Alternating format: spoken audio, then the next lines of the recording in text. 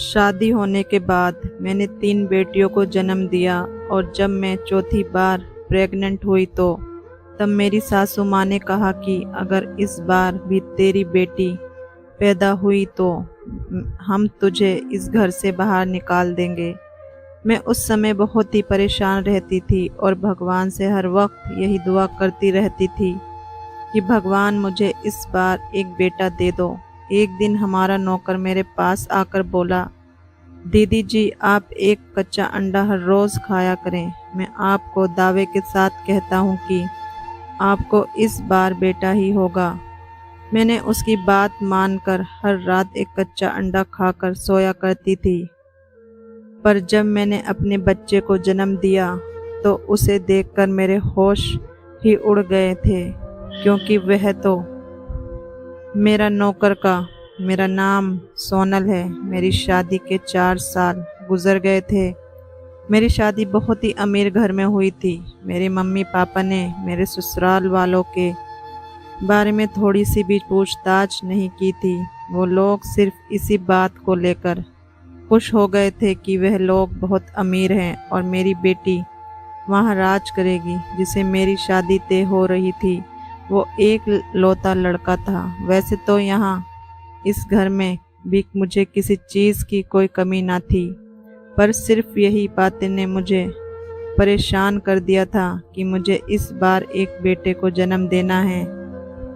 मैं जब इस घर में आई थी तब मैं शादी के 2 महीने बाद ही गर्भवती हो गई थी। उस वक्त मैं भी बहुत ज़्यादा खुश थी, लेकिन शायद मेरी किस्मत को ये खुशी मंजूर नहीं थी। और वैसे भी हम लड़कियों की ज़िंदगी का यही दस्तूर होता है, पहले अच्छे से पढ़ाई लिखाई कर लो, फिर अच्छे शरीर और अच्छी सूरत की ख्याल रखो, फिर उसके बाद अगर अभी तक शादी नहीं हुई है तो उसे पूछा जाएगा कि अभी तक शादी क्यों नहीं हुई। अगर शादी हो भी गई तो माँ बनी हो कि नहीं, और माँ बन भी गई हो तो बेटे की माँ हो या बेटी की माँ बनी है।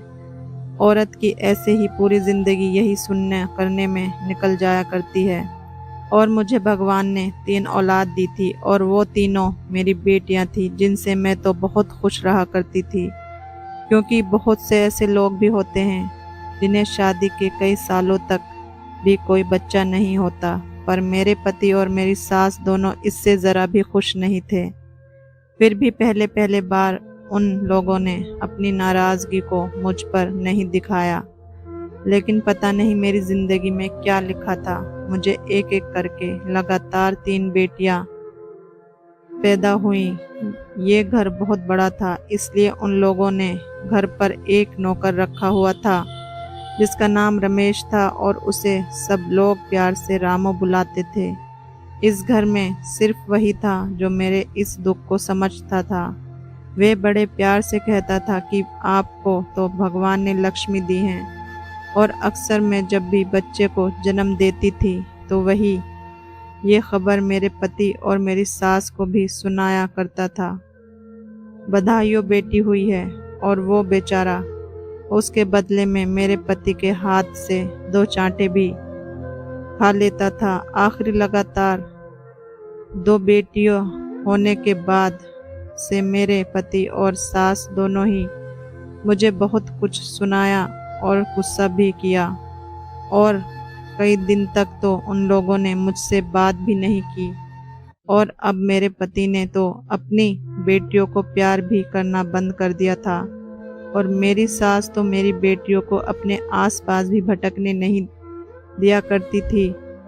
वो उनके साथ ऐसा व्यवहार करती थी जैसे मेरी बेटियों उन्हें छू लेंगी तो वो गंदी हो जाएंगी। मेरी बेटियों को किसी भी तरह की कोई कमी नहीं थी। वो अच्छे स्कूल में जाती थी, अच्छा खाया करती थी, लेकिन वह कमी थी तो सिर्फ प्यार की। उन्हें इस घर में कोई प्यार नहीं करता था मेरे सिवाय, इसलिए मेरी तीनों बेटियां चिड़चिड़ी सी हो गई थी।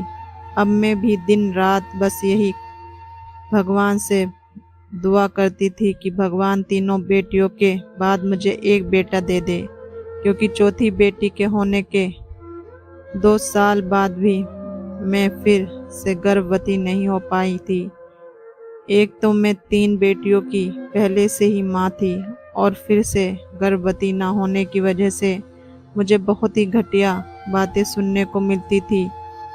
मैं ये सब लेकर बहुत परेशान रहा करती थी और जब इंसान बहुत ज़्यादा परेशान हो जाता है तब वो अपना दुख दर्द किसी इंसान के साथ बयां कर लेता है। वैसे ही मैंने अपनी तकलीफ़ों के बारे में अपने नौकर रामू से कर लिया करती थी, जैसे कि आजकल मैं बहुत परेशान रहती हूँ। आप बस ऐसा समझ लीजिए कि मैं रामू से सब कुछ बता देती थी कि मैं इतना परेशान क्यों रहती हूँ, लेकिन रामू ने मुझे अपने बारे में एक बात भी नहीं बताई थी। खैर मुझे भी उसके बारे में जानने की कोई दिलचस्पी नहीं थी। वो एक साधारण सा लड़का था, उम्र में तो मुझसे छोटा ही था। वह इस घर का एकलौता और ईमानदार नौकर था। उसके पापा भी यहाँ पर नौकर का काम किया करते थे, तो ये कहना बिल्कुल ठीक होगा कि वह इस घर का खानदानी पुराना नौकर था। मैं रात दिन भगवान से दुआ करती रहती थी, तब भगवान ने भी मेरी सुन ली थी और मैं चौथी बार प्रेग्नेंट हो गई। उसे समय मेरी खुशी का कोई ठिकाना नहीं था। मुझे इस बात से खुशी मिली थी कि भगवान ने मुझे एक और उम्मीद दी है, नहीं तो अगर ऐसा ना होता तो मेरे पति और मेरी सास दोनों मिलकर मेरा जीना हराम कर देते। मैं जब भी प्रेग्नेंट होती तब 9 महीने तक मेरा पति और मेरी सास मेरे साथ बहुत ही प्यार से पेश आती थी। उन्हें मुझसे यही उम्मीद थी कि इस बार मेरा बेटा पैदा होगा और मुझे इस घर का वारिस मिल जाएगा। बेटे की चाहत में वो इस कदर बैठे थे कि वो डॉक्टर से भी नहीं मिलते थे और ना ही ये पता करते थे कि मेरे पेट में क्या पल रहा है, बेटा या बेटी। मेरे सास कहती थी कि जब भी डिलीवरी होगी जब ही पता लग जाएगा। शायद उन्हें इस बात का डर था कि कहीं बेटा की जगह बेटी ना हो जाए, इसलिए डर की वजह से भी वो चेकअप नहीं करवाती थी। खैर एक दिन मैं उदास होकर अपने कमरे में बैठी थी, तभी मेरी सास मेरे पास आकर कहने लगी, अगर तुम्हारा इस बार बेटा नहीं हुआ तो तुमने सोचा भी नहीं होगा कि इस बार हम तुम्हारे साथ क्या करेंगे। मैं बहुत घबरा गई और मैंने कहा कि क्या करोगी आप? तो वो कहने लगी कि इस बार हम तुझे इस घर से बाहर निकाल देंगे। तभी मैं उनके सामने फूट फूट कर रोने लगी, लेकिन उनको मुझ पर थोड़ा भी तरस नहीं आया और वो इतना कहकर मेरे कमरे से बाहर चली गई। मैं तो बहुत परेशान हो गई थी। मेरा इस घर के सिवाय और कोई नहीं था। मेरे मम्मी पापा तो बहुत पहले ही इस दुनिया को छोड़कर जा चुके थे और मेरा कोई दूसरा भाई बहन भी नहीं था मैं उनका सहारा ले सकूं। मेरे मन में यही ख्याल चल रहा था कि अगर ये लोग मुझे इस घर से निकाल देंगे तो मैं अपनी तीनों बेटियों को किसके पास लेकर जाऊंगी। मेरी सास ने तो जाते जाते ये भी कहा था कि दुआ करो भगवान से कि इस बार तुम्हारा बेटा ही हो। अगर इस बार सच में तुम्हारा बेटा होता है तो हम तुझे इस घर की रानी बनाकर रखेंगे और तुम्हें कभी भी किसी चीज़ की कोई तकलीफ भी नहीं होगी। और अगर तुम्हारा बेटा नहीं हुआ तो मैं तुम्हें इस घर से निकलवा दूंगी और मैं अपने लड़के की दूसरी शादी करवा दूंगी। दूसरी शादी का नाम सुनकर मेरी तो जान ही निकल गई थी। मैंने जैसे तैसे अपने आप को संभाला और मैं हैरान थी, मेरी सास खुद एक औरत होकर इतना जालिम कैसे हो सकती है। रामू से मैंने थोड़ी देर पहले जूस मंगवाया था, शायद वो वही देने के लिए मेरे कमरे में आ रहा था कि उसने मेरी और मेरी सास की बातचीत पूरी सुन ली थी और सुनने से मुझे रोता हुआ भी देख लिया था। जब रामू मेरे कमरे में जूस लेकर आया तो मैं तुम्हें अपने आंसू रोक नहीं पा रही थी और मेरी आंखों से आंसू बह जा रहे थे। उसने जूस का गिलास एक टेबल पर रख दिया और चुपचाप खड़ा हो गया और अपना सर नीचे करके बोला कि दीदी जी, मैंने आपकी सारी बातें सुन ली हैं। कितने जालिम लोग हैं ये। इनके पापा भी ऐसे ही थे। सच्चाई तो ये है कि इनके खानदान को कोई श्राप मिला है कि कई सालों तक इनके परिवार में बेटा जन्म नहीं लेगा। बड़े साहब की भी तो मैम साहब की शादी के 9 साल के बाद ही बेटा पैदा हुआ था। मैं दंग रह गई थी कि मेरी सास के 9 साल तक कोई बच्चा पैदा नहीं हुआ था। उन्हें उन्हें उस वक्त कैसा महसूस होता होगा, शायद वैसा ही जो मैं अभी महसूस करती थी। तभी वो मेरी दर्द नहीं समझ सकी और मैंने तो तब भी इस घर को 3 औलाद भी दिए थे। ऐसी भी ना नहीं था कि बांझ थी। तभी मेरे नौकर ने मुझे बताया कि ये बहुत पुराना नुस्खा है। इस घर के बड़े लोग का आज भी इस नुस्खे पर पूरा विश्वास है। आपको इस नुस्खे में ज़्यादा कुछ भी नहीं करना है। सिर्फ रात को सोते टाइम आपको एक कच्चा अंडा खाकर सो जाना है। मैं आपको दावे के साथ कहता हूँ कि आपको इस बार बेटा ही पैदा होगा। मैंने रामू की तरफ हैरत भरी नज़रों से देखा और उसे पूछा कि तुम ये क्या बोल रहे हो और ऐसा करने से कैसे बेटा हो जाएगा। रामू ने मुझसे कहा कि दीदी जी, आपने इतना कुछ तो करके देख लिया है, अब आप एक बार ये भी आजमा कर देख लो और अगर यह बात सच नहीं निकली तो आप मेरा नाम बदल देना। आपने ज़्यादातर देखा होगा कि जब कोई इंसान बहुत ज़्यादा टेंशन में होता है तब वह किसी भी सलाह आसानी से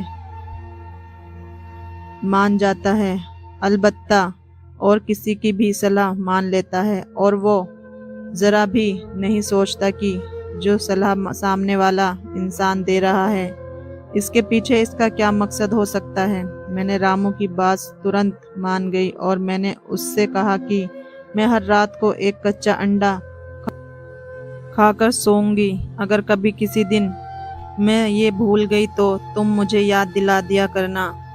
रामू ने कहा, दीदी जी, आप ज़रा सी भी टेंशन ना लीजिए। मैं ये काम बिल्कुल अपनी जिम्मेदारी समझकर अच्छे से करूँगा और मुझे पूरा विश्वास है इस बार आपको बेटा ही पैदा होगा। तब फिर आप इस घर पर राज करेंगी और हमें भी आपकी सेवा करके बहुत अच्छा लगेगा, क्योंकि कई सालों के बाद मुझे और इस घर को एक अच्छी मालकिन मिलेगी। अब जैसे मुझे रामू ने बताया था, मैं रात को एक कच्चा अंडा खाकर सोने लगी। शुरुआत में तो मुझे बहुत अजीब लगा, लेकिन मैंने इसकी स्वाद की परवाह किए बिना से पीना शुरू कर दिया, क्योंकि कैसे भी करके मुझे इस बार बेटा चाहिए था और अब यही मेरी मजबूरी बनकर रह गई थी। अगर किसी दिन मैं कच्चा अंडा पीना भूल जाती तब रामू मेरे कमरे में दूध देने के बहाने वह कच्चा अंडा देता और मैं उससे पीकर सो जाती। मेरे पति और मेरी सास को इस बात का ज़रा भी खबर नहीं थी, लेकिन अचानक एक दिन मेरे पति ने उसे देख लिया और वो मुझे कहने लगा कि ये तुम्हें कच्चा अंडा क्यों दे रहा है। इस पर मैंने बात को संभालते हुए कहा कि नहीं, ये तो उबले हुए हैं अंडे हैं। माँ जी ने कहा कि दूध के साथ एक उबला हुआ अंडा खाया करो, इससे बच्चों को बहुत फायदा होता है। इस पर मेरा पति मुझे देखकर हंसने लगा और कहा कि हाँ, तुम बस भगवान से यही दुआ करो कि तुम्हारा इस बार बेटा पैदा हो, नहीं तो ये खाना पीना तुम्हारा कोई भी काम नहीं आ पाएगा। मुझे ये सब देखकर बहुत दुख होता था कि मेरा पति भी मेरे साथ कभी नहीं देता। मैं जानती हूँ कि वह मेरे लिए कुछ भी नहीं कर सकता, पर कम से कम मुझे थोड़ी तसल्ली तो दे ही सकता था, और अगर मुझे उसका थोड़ा प्यार मिल जाता तो शायद मैं इतना परेशान न होती। लेकिन सच तो यह है कि उसने मेरा कभी साथ नहीं दिया था, इसलिए मुझे उसे कोई उम्मीद नहीं थी। उसने मुझे कभी अपनी पत्नी ही नहीं सम्माना था, वह सिर्फ मुझे एक बच्चा पैदा करने की मशीन समझ लिया था और उसको मुझसे सिर्फ बेटे की चाहत थी। मैं भगवान से हर वक्त यही दुआ करती रहती कि मुझे इस बार बेटा पैदा हो, ताकि मैं उसको बेटा देकर ये कह सकूं कि यह लो, जो तुम्हें चाहिए था वह तुम्हें मिल गया। लेकिन अब मुझे तुमसे कोई भी हमदर्दी नहीं है, क्योंकि हम दोनों सिर्फ नाम के लिए पति पत्नी हैं। मैं इस दिन का बेसब्री से इंतज़ार कर रही थी, क्योंकि मेरे दिल में इन 4 सालों में एकदम नफरत भर गई थी। मैंने जैसे तैसे सब कुछ अपने अंदर ही सहन कर लिया था, क्योंकि अभी मैं बेटियों की माँ थी। सच ही कहते हैं लोग कि एक औरत की इज्जत मर्द से होती है, क्योंकि अक्सर ये देखा गया है कि अगर वो बेटे की माँ बनती है तो उसे बहुत ज़्यादा इज्जत और प्यार मिलता है।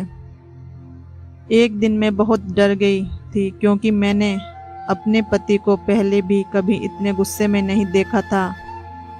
वो गुस्से में चिल्ला रहे थे, रामू कहाँ है? पता नहीं उस वक्त रामू कहाँ गायब हो गया था। वह घर पर कहीं भी नहीं था। मेरे पति कह रहे थे कि आज मेरे पुराने कुछ दोस्त घर पर आ रहे हैं, मुझे बहुत से काम हैं और ये न जाने कहाँ गायब हो गया है। मैं भी हैरान हो गई थी कि आखिर रामू कहाँ गया है। पहले तो वो ऐसे नहीं करता था, पर वो शाम होने से पहले ही घर पर आ गया था। तब मेरे पति ने उससे बहुत डांट लगाई और चुपचाप वहीं खड़ा रहा। फिर उसने रात का सारा काम टाइम से पूरा कर दिया और जब वो मुझे दूध देने आया तो मैंने उससे पूछा, रामू तुम अचानक से कहाँ चले गए थे? तो वो मुझसे बोला कि मैं बाहर किसी से मिलने के लिए चला गया था, पर मुझे लगा कि वो झूठ बोल रहा है। खैर, जैसा मुझे रामू ने बताया था, मैं हर रात को सोने से पहले एक कच्चा अंडा खा लिया करती थी और उसके साथ ही मैं भगवान से दुआ करती थी। अक्सर मेरी सासू माँ पड़ोसियों से बातें करती रहती थी। हाँ देखो, इस बार बहुत उम्मीद है कि बेटा हो जाए, नहीं तो इस बार तो मैं अपनी बहू का किस्सा ही ख़त्म कर दूंगी। बस अब बहुत बर्दाश्त कर ली। इसे एक रात मैंने अपने पति से कहा कि क्या अगर इस बार भी हमारी बेटी हो गई तो आप मुझे सच में इस घर से निकाल दोगे? मेरे पति तो कुछ देर खामोश रहे, फिर उन्होंने मुझसे इतनी घटिया बात कह दी जिसकी उम्मीद मैंने कभी अपने सपने में भी नहीं की थी, क्योंकि उन्होंने कहा कि इस घर में सिर्फ मेरी माँ का ही राज चलता है और अगर वो कह देंगी कि मैं तुम्हें छोड़ दूं तो मैं तुम्हें उसी वक्त तलाक दे दूंगा और फिर मजबूरन तुम्हें इस घर से जाना ही पड़ेगा। उन्होंने ये बात बहुत ही अच्छे से मुझसे कह दी, लेकिन उनकी ये बातें बिल्कुल तीर की तरह मेरे दिल पर चुभी थी। मैं चुप रही और अपना सर नीचे करके उनसे बोली कि ठीक है, जैसे आप ठीक लगे। इसके अलावा मैं कुछ बोल भी नहीं सकती थी, क्योंकि यह घर तो उनका ही था। कुछ दिन ऐसे ही बीत गए और एक दिन मैंने जो देखा उससे तो मैं हैरान ही रह गई थी। रात का टाइम था। ये वही समय था जब रामू मेरे रूम में कच्चा अंडा लेकर आया करता था, लेकिन आज उसे आने में थोड़ा वक्त लग गया और मुझे उस रात बहुत तेजी से नींद आ रही थी। तो मैं सोच रही थी कि मैं जल्दी से वो कच्चे अंडे पी लेती तो मैं टेंशन फ्री हो जाती और सो जाती। मेरा डिलीवरी का आखिरी दिन चल रहा था, शायद इसलिए मुझे कुछ अजीब सा मन हो रहा था। रात को थकान के कारण मुझे बहुत तेजी से नींद आ रही थी और रामू अभी तक वो अंडे लेकर नहीं आया था। तो मैंने सोचा कि मैं खुद ही जाकर वो अंडे ले लूं। मैं अपने कमरे से बाहर जा ही रही थी कि मेरे पति ने मुझे देख लिया। वो मुझसे पूछने लगे कि तुम इस वक्त कहाँ जा रही हो? तो मैंने उससे कहा कि मैं पानी पीने के किचन में जा रही हूँ। उन्होंने कहा कि तुम आराम करो, पानी लेकर मैं आता हूँ। लेकिन मैंने उन्हें मना कर दिया। मैंने कहा कि नहीं, मैं खुद जाकर ले आती हूँ, इस बहाने में थोड़ा टहल भी लूँगी। वो अच्छा ठीक है, और वह कमरे में चले गए। और जब मैं किचन में गई तो तब मैंने जो देखा, उस मंजर को देखकर मेरे पैरों तले ज़मीन खिसक गई थी। मैंने देखा कि एक ट्रे में एक गिलास में दूध रखा हुआ है और रामू में अपने हाथ में एक कच्चा अंडा लिया हुआ है और वह उस अंडे पर पड़कर फूंक रहा था। फिर उसने उस अंडे को उसी ट्रे में रख दिया जिसमें उसमें दूध रखा गिलास था, और फिर वो उसे लेकर बाहर आने लगा कि उसने मुझे वहां देखा। वो उस वक्त मुझे देखकर ऐसा डर गया था जैसे कि कोई चोर पुलिस को देखते ही डर जाता है।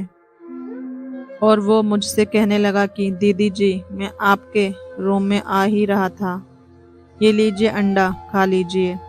उसको ज़रा भी अंदाज़ा नहीं था कि मैंने उसे ये सब करता देख लिया है। फिर मैंने उसे कहा कि तुम ये सब जो भी अभी कर रहे थे, मैंने सब कुछ देख लिया है, बताओ क्या कर रहे थे तुम ये सब? क्या तुम मेरे ऊपर कोई जादू कर रहे थे, या फिर तुम्हें किसी ने ये सब करने को कहा है? कहीं तुम ये सब सासू माँ के कहने पर तुम मेरे साथ ऐसा तो नहीं कर रहे हो, क्योंकि वो जानबूझकर मेरे ऊपर कुछ जादू टोना करवाने के लिए बोली होंगी, क्योंकि मेरी इस बार फिर से लड़की पैदा हो जाए और वो मुझे इस घर से बाहर निकाल दे, तब वो अपनी सहेली की लड़की के साथ अपने लड़के की दूसरी शादी करवा दे। और वैसे भी तुम तो इस घर की पुराने वफादार नौकर हो, तो तुम ज़रूर इन लोगों से साथ मिले जुले होंगे। इस घर में तो जाने कितनी औरतें आती होंगी और कितनी जाती होंगी। मैं भी उनमें से ही एक हूँ, जो आज हूँ और कल नहीं होंगी। जो जिंदा रहे या मर जाए, उसे लोग को क्या फर्क पड़ता है? और एक नौकर को मेरे लिए इतनी हमदर्दी क्यों होगी? पागल थी जो तुम्हारी बातों पे आ गई थी। मैंने मन में जो आ रहा था मैं वो बोली जा रही थी, और वह नहीं दीदी जी, नहीं दीदी जी कह रहा था और हाथ जोड़कर मुझसे कह रहा था कि दीदी जी आप मुझ पर विश्वास करो, मैं इतना बड़ा गद्दार नहीं हूँ। पर मैं इतने गुस्से में थी कि मुझे उसकी कोई बातें बिल्कुल भी नहीं सुननी थी। मैंने ट्रे को हाथ मारकर नीचे गिरा दिया। वो कच्चा अंडा और दूध का गिलास दोनों नीचे गिर गए। यह आवाज़ सुनकर मेरे पति भी वहाँ पर आ गया, तो मैंने उनसे कहा कि आप फौरन इसे नौकर को घर से निकाल दो। तभी अचानक मेरे पेट में बहुत तेज दर्द होने लगा और मैं वहीं पर गिर गई। मेरे पति ने तुरंत सासू माँ को बुलाया और फिर सासू माँ ने कहने पर उसी वक्त दाई को घर पर बुलाया। मेरी अब तक किसी भी डिलीवरी घर पर ही हुई थी, लेकिन इस बार तो मेरी हालत बहुत ही खराब थी। दाई ने कह दिया था कि ये मेरे बस की बात नहीं है, आप तुरंत इन्हें डॉक्टर के यहाँ पर ले जाएं। मुझे डॉक्टर के पास ले जाया गया और जब मेरा बच्चा हुआ तो मैंने उसे देखा तो तब मुझे दुख हुआ, क्योंकि इस बार भी मेरी बेटी ही हुई थी। मैं वहीं फूट फूट कर रोने लगी थी। वहाँ मौजूद डॉक्टर भी हैरान हो गई जब एक औरत मेरे पास आई, जिसे देखकर मैं उसे देखती ही रह गई। उसने मेरी बेटी को अपनी गोद में उठा लिया और वहाँ एक बेटा रख दिया। मैं उसको देखते ही रह गई, क्योंकि मैंने उससे पहले उस औरत को कभी नहीं देखा था। तभी उस औरत ने मुझसे कहा कि आप परेशान ना हो, मैं रामू की पत्नी हूँ और जब आप प्रेग्नेंट थी तब उस वक्त मैं भी प्रेग्नेंट थी। मेरे 3 बच्चे हैं, पर तीनों के ही तीनों बेटे हैं। मुझे भगवान से बेटी चाहिए थी, लेकिन भगवान ने मुझे फिर से बेटा ही दिया। पर मुझे रामू ने आपकी सारी बातें बताई हैं और उन्होंने मुझे कहा कि हमें अपना बेटा दीदी जी को देना पड़ेगा, नहीं तो वह जालिम लोग उन्हें घर से निकाल देंगे। दीदी जी आप बिल्कुल परेशान मत हो, ये लो आप मेरा बेटा। ये 1 दिन पहले ही पैदा हुआ है, इसलिए किसी को कुछ पता नहीं चलेगा कि ये बच्चा आपका है या मेरा बच्चा है। उसने अपने बेटे को मेरे पास रख दिया। मैं अपनी आंखों में आंसू भरे उसे निहार जा रही थी। उस वक्त मेरे पास कुछ शब्द ही नहीं थे कि मैं उसे कुछ बोल सकूं। उसने मेरा हाथ पकड़कर मुझे विश्वास दिलाया कि दीदी जी आप बिल्कुल भी टेंशन ना लो। और जब उसने मेरी बेटी को अपनी गोद में लिया तो मेरा दिल तड़प उठा और मैंने उससे कहा कि बहन, तुमने तो मुझे अपना बेटा देने की हिम्मत है, लेकिन तुम मुझे मेरी बेटी से दूर उसे ले जाओगी, ये मैं कैसे बर्दाश्त कर पाऊंगी। उसने मुझे हिम्मत देते हुए कहा कि आप टेंशन ना लें, मैं आपकी बेटी को अपनी औलाद की तरह ही पालूंगी। और वो मेरी बच्ची को लेकर पीछे के दरवाजे से बाहर चली गई। तब मैंने डॉक्टर साहब से कहा कि कृपया करके आप ये बात मेरे पति और मेरी सास को ना बताएं, नहीं तो वह लोग मुझे घर से निकाल देंगे।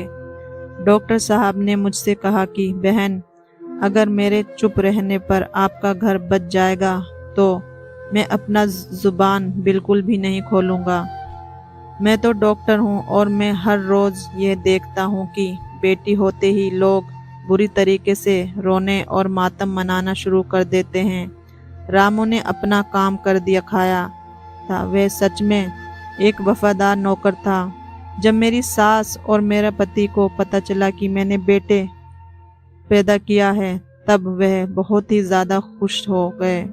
और जैसे कि मेरी सास ने पहले ही मुझे कहा था कि अगर तुम्हारा बेटा होगा तो हम तुम्हें मालकिन की तरह रखेंगे। वाकई मुझे रानी की तरह घर ले जाया गया और फिर उस दिन के बाद से मेरी हर एक बात मानी जाती थी। अब मेरा पति भी इस बार बेटा पाकर बहुत खुश था और अब वो मेरी तीनों बेटियों को भी प्यार करने लगा था। ये सब देखकर मेरे दिल को थोड़ी राहत महसूस हुई थी। और फिर जब मैं रामू से मिली तो मैंने उससे कहा कि रामू, मुझे प्लीज़ माफ़ कर दो। मैंने उस दिन जाने अनजाने में तुम्हें बहुत कुछ सुना दिया था। पर उसने मुझसे बहुत प्यार से कहा कि दीदी जी, कोई बात नहीं, मैं आपका हाल समझ सकता हूँ कि आप पर उस वक्त क्या बीत रही होगी। कच्चे अंडे का इससे कोई मतलब नहीं था। बस मैं अपने मन में सोच लिया था कि मैं अपनी औलाद आपको दे दूंगा। पर मैं ये बात आपको पहले ही बता देता तो पता नहीं आप क्या सोचती। और साथ ही मैं भगवान से हर वक्त आपके लिए दुआ करता था कि भगवान इस बार आपको बेटा दे दे। पर जैसे ही हमें ये पता चला कि आपकी बेटी पैदा हुई है तो मैंने अपनी पत्नी को तुरंत आपके पास भेज दिया था। मेरी शादी हो गई है, पर मैंने ये बात अभी तक किसी को नहीं बताई थी। दीदी जी, आपकी बेटी मेरे घर में महफूज है। हमें तो 3 बेटों होने के बाद एक बेटी मिली है, तो जाहिर सी बात है कि वो हमारे घर पर राजकुमारी बनकर रहेगी। और आप बेफिक्र रहिए, मैं उसको आपसे मिलवाने के लिए यहाँ पर ले आया करूँगा। मेरी पति और मेरी सास को जिसकी चाहत थी वो अब उन्हें मिल गया था। बेटा हो जाने के बाद अब मैं घर की मालकिन तो बन गई थी, उसके साथ ही अब मैं उनके हर बात का जवाब भी दिया करती थी और वो भी चुप होकर सुन लिया करते थे। किस्मत किसकी कब कहाँ पलट जाए ये कोई नहीं जानता, इसलिए किसी को भी ऐसे नहीं सताना चाहिए। बेटा हो या बेटी, माँ के लिए तो दोनों ही उसकी जान होते हैं। दोस्तों, आपकी इस कहानी पर क्या राय है, हमें कमेंट में ज़रूर बताएं। और कहानी पसंद आई हो तो वीडियो को लाइक और शेयर ज़रूर करें। अगर आपने अभी तक हमारे चैनल को सब्सक्राइब नहीं किया तो कृपया चैनल को सब्सक्राइब करें। धन्यवाद।